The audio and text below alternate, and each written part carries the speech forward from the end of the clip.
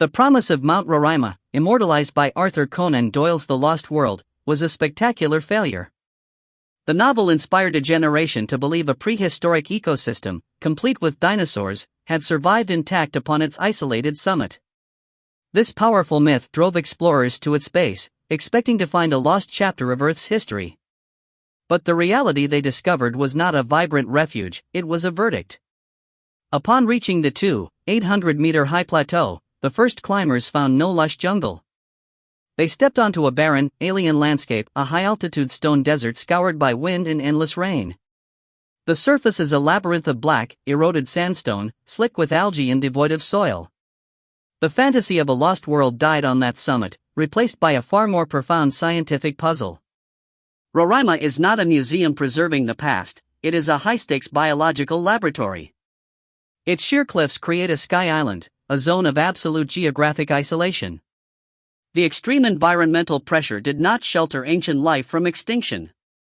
Instead, it forced the evolution of something entirely new, governed by a brutal set of rules found nowhere else on Earth. The harsh reality of Mount Roraima is not driven by magic, but by its unique hydrological system. As warm, moist air from the Amazon basin collides with the Tepui's cold, sheer cliffs, it condenses into near-constant rainfall up to 300 days a year. On the summit, there is almost no soil to absorb this deluge. The water immediately scours the bare sandstone, stripping away loose sediment and washing away any life-sustaining nutrients. Over millions of years, this relentless hydraulic action has carved the plateau into a bizarre labyrinth of black stone, creating an environment of extreme scarcity. It is a landscape paradoxically drowning in water yet starving for minerals. In a place where the ground offers no nourishment, life is forced to find other solutions.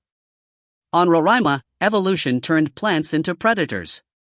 The pitcher plant Helianthera, for example, evolved into an elegant, crimson cup that looks like a flower. It lures insects with sweet nectar, but its inner walls are lined with downward-pointing hairs, ensuring any visitor slides into a pool of digestive fluid below. Nearby, the Roraima sundew, Drosera roraimi, uses a different strategy. Its leaves are covered in tentacles tipped with glistening, sticky droplets. This isn't dew, it's a powerful adhesive. The moment an insect touches a droplet, the tentacles begin to curl inward, wrapping the victim in a fatal embrace to slowly absorb its nutrients. This same environment creates another strange effect, the illusion of frozen time. The constant cold and dampness act like a natural refrigerator, dramatically slowing the process of decay. Organic matter that falls to the ground, a leaf, an insect, or a fallen branch, doesn't decompose normally. Instead, it can remain preserved for years, almost perfectly intact, creating an eerie landscape where the past is always present. The normal cycle of life and death seems suspended.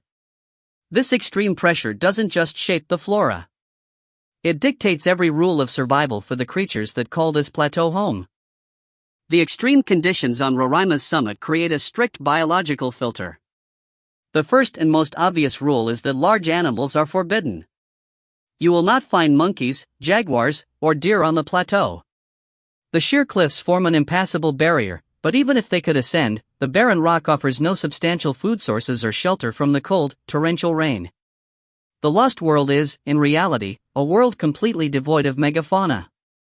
Instead, life here is defined by what it has been forced to give up in exchange for survival. The most famous resident, the Guianan harlequin toad, is a living diagnostic of this brutal evolutionary pressure. This tiny black amphibian, isolated for millions of years, has lost the ability to jump or swim.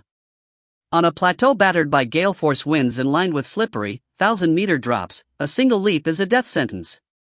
Natural selection was merciless, any toad that reflexively jumped was simply blown into the abyss.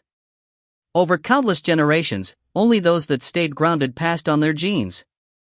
When threatened, it doesn't hop away, it walks clumsily on its legs or curls into a tight ball, letting its small mass protect it as it tumbles into a nearby crevice. Its survival depends entirely on staying anchored to the stone. The same evolutionary trade-off applies across the ecosystem. Many of Roraima's native insects are flightless. In an environment of perpetual, unpredictable wind, wings are not an asset but a dangerous liability, acting like sails that guarantee a one-way trip off the mountain. Evolution simply disabled the feature, favoring insects that remain small and earthbound. The fauna of Roraima are prisoners of their own fortress. They are so perfectly adapted to their high-altitude island that they are now biologically incapable of surviving in the hot, competitive jungle below. They are part of the stone itself. But while scientists studied these strange surface dwellers, they were unaware that the greatest biological anomaly was not on the mountain, but hidden deep within it. For over a century, the scientific consensus was that Roraima was a solid, impenetrable monolith. Geologists argued that its quartzite sandstone was far too hard to permit the formation of significant caves. This assumption was shattered in the early 2000s when speleologists stumbled upon small, unassuming holes on the plateau's surface. Venturing inside, they didn't just find a cave, they found an entirely new subterranean geography that invalidated decades of theory. Roraima was not solid, it was hollow, like a gigantic piece of Swiss cheese. This network, named Cueva Ojos de Cristal, Cave of the Crystal Eyes, is now recognized as the world's most extensive quartz cave system, with nearly 11 kilometers of passages winding through the mountain's core. Inside these pitch-black chambers, explorers found formations unlike any seen before, strange, opalescent stalactites and mushroom-shaped structures made of silica, growing in an environment sealed off from the outside world for millions of years. The mountain wasn't just a fortress, it was a labyrinth.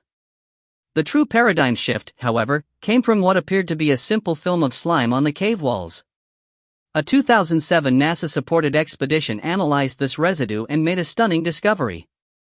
It was a massive, living biofilm composed of previously unknown species of extremophile bacteria.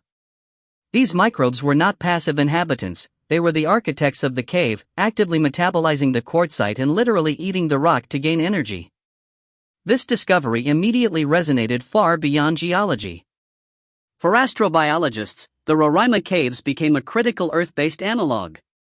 The conditions inside total darkness, high pressure, and a complete lack of organic nutrients closely mimic the subsurface environments expected on planets like Mars. Finding organisms that not only survive but thrive by consuming inorganic rock provided the first tangible evidence for a plausible pathway for life on other worlds. It proved that life doesn't always need sunlight or surface water, sometimes it just needs rock. The search for extraterrestrial life suddenly had a new blueprint, one found deep inside an ancient mountain. The myth of the lost world was a necessary failure, forcing a shift from romantic fiction to rigorous diagnosis. Roraima's surface demonstrates how absolute isolation rewrites the rules of evolution, producing carnivorous flora and animals that sacrificed mobility for survival. Deeper still, its rock-eating microbes offer a blueprint for life on other planets. The mountain is no longer a destination for myth hunters. It is a critical scientific frontier, an active laboratory where we can test the absolute limits of biological resilience and redefine our search for life, both on Earth and far beyond it.